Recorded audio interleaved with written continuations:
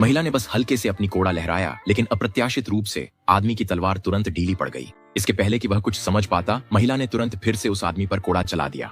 आदमी तुरंत एक पत्थर की मूर्ति में बदल गया। फिर उसने उस आदमी के सफेद घोड़े को सहलाया। अगले ही पल सफेद घोड़ा तुरंत एक बूढ़े आदमी में बदल गया। वह योद्धा का संरक्षक था। महिला ने बहुत ही घमंडी मुस्कान दिखाई, क्योंकि उसने अभी अभी दुनिया के आखिरी योद्धा को खत्म कर दिया था। इसके बाद महिला ने अपना कोड़ा निकाला और बूढ़े आदमी की जान लेने की तैयारी करने लगी। लेकिन इसी समय एक प्रहरी का पैर गलती से पत्थर की मूर्ति के नीचे आ गया और वह चीख पड़ा। महिला के ध्यान भटकते ही बूढ़ा आदमी चट्टान से कूद गया। वह एक मछली में बदल गया और पौराणिक नायक की तलाश में आगे बढ़ गया। लेकिन पानी में अनगिनत पत्थर की मूर्तियां इस बात का सबूत थीं कि वह पहले ही अनगिनत बार असफल हो चुका था। 200 साल बाद आखिरी नायक जैक अब वयस्क हो चुका था।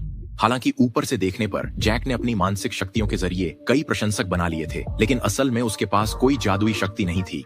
वह तो अमीर महिलाओं को रहस्यमय बनने नाटक कर धोखा दे रहा। हालांकि अगले दिन महिला पति अपने आदमियों साथ उसे ढूंढता आया। भागने को रास्ता न होने पर जैक स्विमिंग पूल की स्लाइड में कूदने कोई विकल्प नहीं, लेकिन जब वह बाहर निकला तो खुद को एक जंगल में पाया। अजनबी माहौल ने जैक को बहुत उलझन में डाल दिया।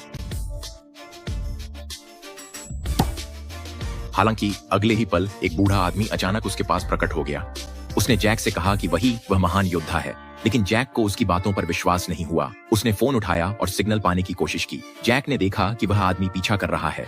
उसने तुरंत एक टहनी उठा ली ताकि वह बूढ़े आदमी को डराकर भगा सके। लेकिन जब जैक ने ऊपर देखा तो वह हैरान रह गया कि वह एक बड़े पेड़ को पकड़े हुए है। उसे लगा कि यह सब एक सपना है, लेकिन बूढ़े आदमी ने कहा कि यह सब सपना नहीं है।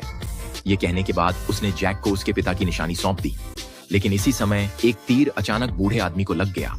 अगले ही पल वह तितली की तरह गायब हो गया और अब जैक के सामने पूरी तरह से हथियारबंद सैनिकों का एक दस्ता था। यह देखकर उसने तय किया कि अब उसे अपनी अंतिम चाल चलनी होगी।